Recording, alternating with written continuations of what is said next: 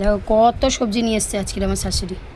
এই হচ্ছে পালং শাক, এটা হচ্ছে আলু, এই দেখো লেবু তো আমার শাশুড়ি রোজই খায়।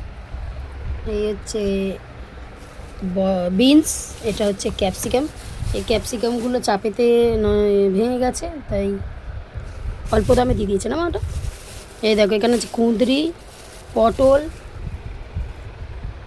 পালং শাক এখন তো মা সিজন নয়, তাও বিক্রি হচ্ছে বাজারে। দেখ এই রিয়া দৌড়াদৌড়ি করছে। ওইখানে আছে আলু, আর এই শশার এত দাম। কদিন আগে আমি কিনেছিলাম, শশাটা দেখো নষ্ট হয়ে গেছে, খাওয়া হয়নি।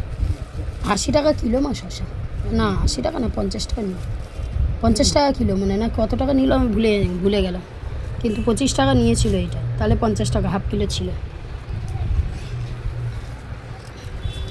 লঙ্কা অনেক হয়ে গেছে, আমাদের লঙ্কাই বেশি রান্না হয়, আমাদের গুঁড়ো লঙ্কা সেরকম খাওয়া হয় না, কাঁচা লঙ্কারই রান্না হয় বেশি।